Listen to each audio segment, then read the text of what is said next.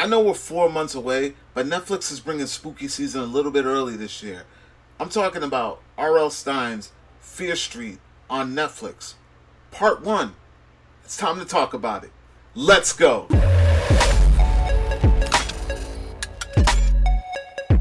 What's going on, everyone? Welcome to Klepcx FM, brought to you by WeAreCritics.com, place where we talk about movies, television, and pop culture. And if you're into that kind of thing, make sure you hit the subscribe key and that notification bell so you can be up to speed about everything that I talk about here. Now, shout out to Netflix. I was able to check out R.L. Stine's film adaptation of Fear Street, which is based on a book series that started back in 1989. A lot of people know R.L. Stine for the famous Goosebumps, which also became a movie, two movies, starring Jack Black and some very talented young kids.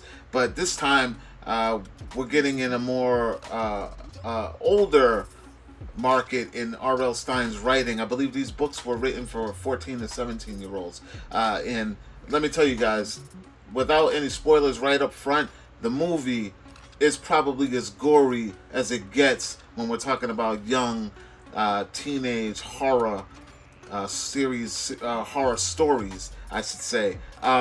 Before I get into the movie and what I thought, because I only saw part 1, I will be following up with part 2 and part 3 because it's going to be a trilogy broken into 3 different parts. One taking place in 1994, the other in 1978, and then the final one in 1666. Before I tell you what I thought about the movie, spoiler free as much as I can, let's talk about the overall concept of the story, where it comes from. Now, Fear Street, as I said, comes from R.L. Stine, Robert Lawrence Stine, the author who wrote these books in 1989. There's a big series. I think he ended it in 2010 and then brought it back again in 2014. So still till present date, these books are still coming out or still being published, or he's probably still working on more as we go. The film is lightly based on the books, so there aren't any particular storylines that I noticed that come from the books, but the film, it takes place in the fictional town that he calls Shadyside. There's also Sunnyvale, which is like the answer to Shadyside, kind of like supposed to be the good place versus the bad place. Shadyside is where the film takes place. So a lot of the history of this town is played throughout this film, and I'm pretty sure it's going to be the same thing throughout the other 2 films. Now, there are some nods. Like, there's a couple of Easter eggs in this thing in the beginning. Now, like I said, if I'm going to spoil this for you or ruin this for you in any way, please cut the video, go check it out, come back, and then we can talk about it, because I love to talk about these films with everyone and what they like, and I like to know what you guys think versus whatever I think. Now, he gives some cool nods to some very pristine authors in this movie. I've seen Tom Clancy, I've seen Stephen King, I've seen Jackie Collins. I also saw himself. The film taking place, let's get into the film, takes place in 1994, and it's a horror in 1994, so you know that it's very nostalgic in its ways, and it fits the mold of, say, Scream. So there is a very cool cold open which starts and takes place in a bookstore, and that's all I'll tell you about that. Now, in this bookstore, there are very cool nods and Easter eggs of authors, including himself, R.L. Stine, but he uses his whole name, Robert Lawrence, and there are a lot of books with the titles of some of the original series of Fear Street, which is pretty cool. I thought that was a pretty cool nod. One of the stories in particular on the shelf, I believe it was Sleepwalkers, the Surprise Party, and Wrong Number. And the Wrong Number was the only connection that I could see to the movie, because one of the characters is named Dina, and Dina, played by Kiana Madeira. In the book, Wrong Number, there's a character named Dina who also has a half brother, but he has a totally different name than the half brother that's in the movie. But that was the only real connected nod that I could see from the books to the movie. Now, what did I think about Fear Street 1994?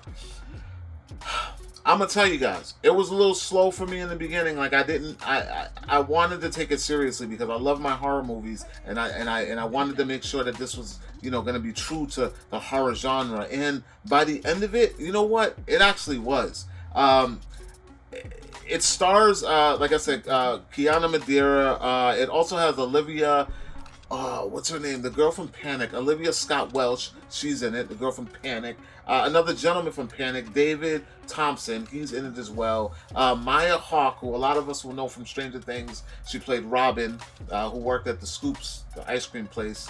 There are a lot of familiar faces in this, guys, and a really solid young cast that can pull off the horror genre, the way that we all of us horror buffs love.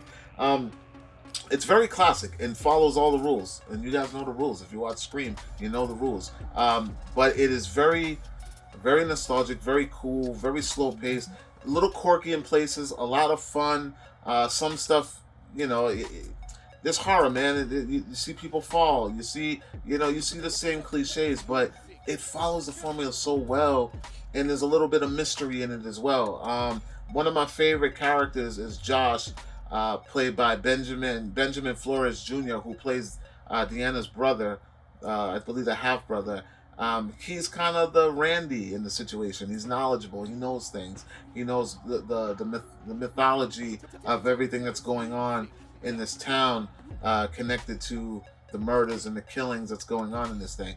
It's very goosebumpsy, in a sense where there's, I don't want to give away too much, but there are, yeah, you know what? I'm going to keep that silent. I don't want to ruin that for you guys, but it is a little goosebumpsy, and when I compare it to the film adaptation of Goosebumps, when I say that, but it's a lot more gory.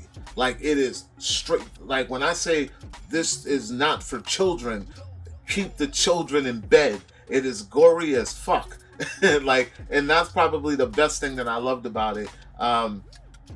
Outside of, you know, there's some plot lines in it and some, you know, sexual situations that, could have did without. You really didn't need all of that. But of course, it's a teen movie, and you got to show that, you know, there's horny teenagers in the building when you're making these movies, because then it wouldn't be authentic, right? Because all teenagers are horny, right? But it definitely hits the nail on the head as far as gore is concerned. There are some jumps in it. You know, it's a lot more adultish than it is childish. That's all I'm going to say right there, guys. And I don't want to ruin things for you. Part 1 comes out July 2nd. That's this weekend. By the time you guys see this, who knows? But it's July 2nd. And then the other 2 will come out a week each after. So next week will be 2, and the week after that will be 3. Like I said, this one's 1994. The next one will be 1978, which follows the camp horror genre, if you guys know what I'm talking about.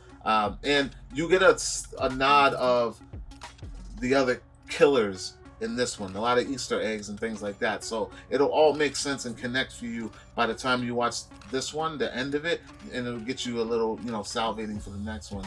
Overall, guys, I thought it was a pretty cool watch. I love the horror genre. It didn't steer me wrong. It gave me everything that I would expect in a horror movie. Nothing too much, nothing too less.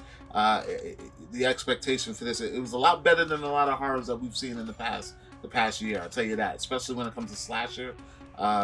So that's all I can say about that, guys. I want to know if you guys are excited to check this out. Are you a fan of the book series? Because I was not a fan of the book series. I never read the books, but I just know what I know because I love to do my research and I love to know what I'm talking about. Guys, let me know what you think. If you're going to be checking this thing out, if you read the books, if there's anything about it that you noticed from the books, please let me know. I love to chat about these things. I like to know if I'm on or if I'm off, or what you guys think about it, because it ain't about me. It's about what you think. Again, like, comment, share. Make sure you subscribe. And for more movie news, television news, pop culture, and my podcast, Klepcx Talk, make sure you guys check out weareklepcx.com, and I will talk to you all later.